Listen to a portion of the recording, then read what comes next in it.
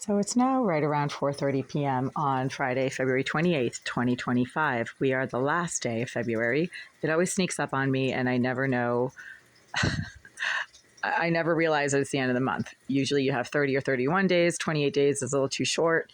The next thing you know, you're staring at spring and March. I have events happening this weekend, social events, and I've been pulling stuff out of my closet over the last hour and a half, trying to find something spring-like and yet warm enough for tomorrow's weather.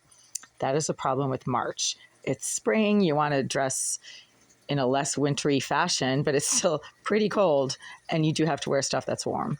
One thing that I noticed over the last hour and a half is that several items have been taken out of this closet over the last 2 weeks. I crammed stuff into this closet on Monday, February 11th, for a visit from my case manager who is assisting me find alternative housing to this building, and wanted to take a look at the space here and see what the Greenville Group is doing or not doing correctly. And this closet was jam-packed with everything I could possibly fit in it. You could barely stick a single hanger in here. And now all of a sudden there's plenty of room and stuff has gone missing. I think it's one of my black leather coats that seems to be not where I put it. It was on the right side here, and this is where I noticed that there was a gap. This is a blazer, but there was also a beautiful black leather trench coat that I love that is not in there anymore, and I certainly didn't take it out, and it's not hanging on the back of my closet. Somebody who is also very mentally disturbed and keeps getting in here and has been doing this for over 10 years took this shoebox that I previously had in this closet, but went missing a few months ago. The shoebox suddenly disappeared. It was like 8 months ago, at least, if not over a year ago. It had shoes in it. The shoebox went missing. And then just, 5-6 days ago, I noticed that somebody had put it right there where it was not the last time I cleaned out this closet just 2 weeks ago. The kicker is that whoever put this shoebox back in the closet after having taken it out a year ago took out the shoes, and it's empty. I mean, there's nothing in here. See this?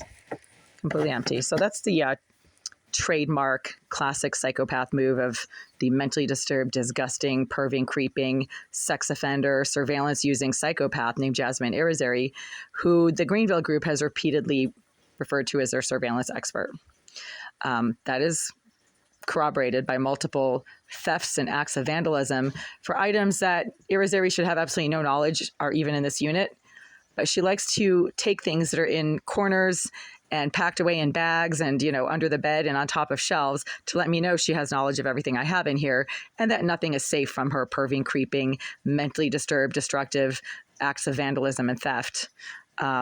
Also, all of my underwears have been stolen over the last 2 weeks. I don't have a single underwear that I could possibly use aside from the ones that I've been storing in my luggages that have been, taped up to prevent that kind of theft. See that? When I tape up my luggages, my clothing stops getting stolen. So you know that that's something that's actually happening. When all of your underwear disappears, except for the underwears that are located in a taped up luggage, you've got a surveillance using psychopath on your hands.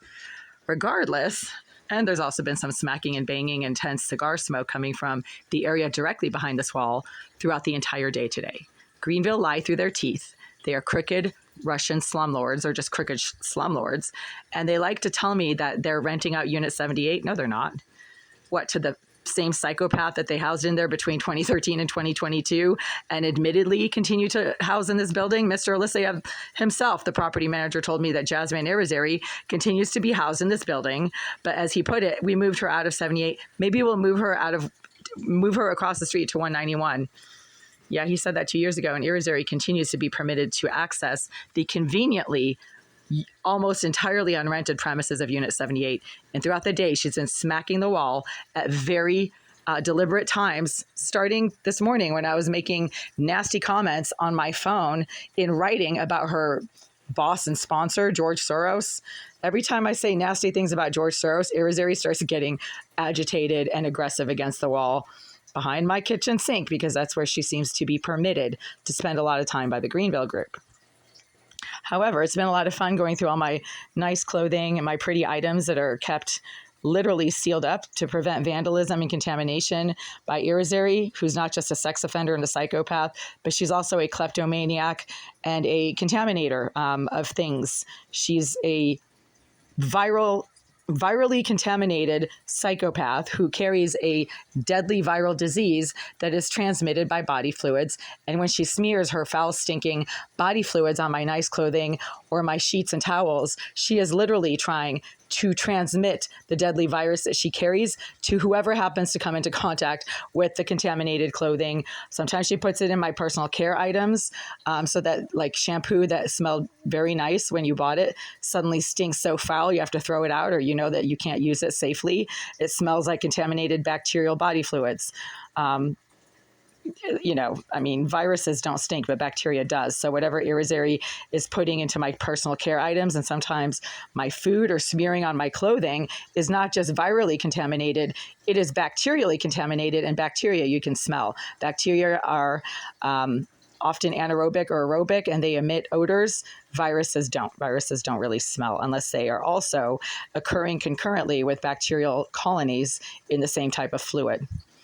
Anyway, I've been getting this beautiful atmosphere, Upper East Side, once again, throughout the day today, like as if I just stepped into a movie set of, something with Meg Ryan in it and Tom Hanks, or something with Billy Crystal in it, shot in New York.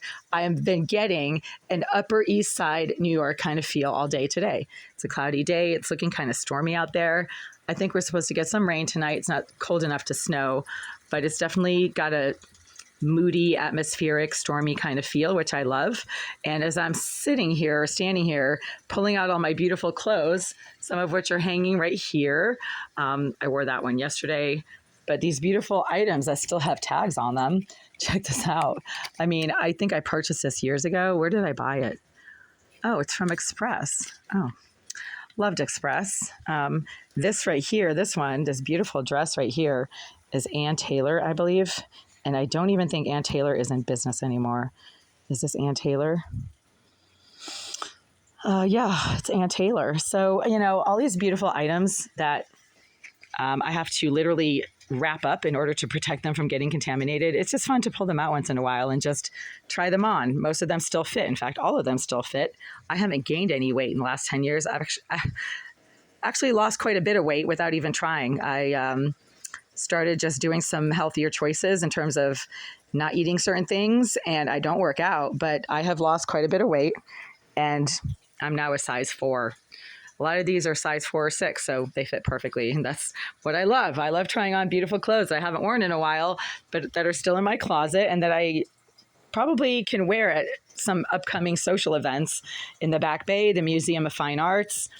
Attended an open house yesterday at BU, et cetera, et cetera. It's just fun to attend events and meet like-minded people who are successful and functional and normal and have things going on in their lives.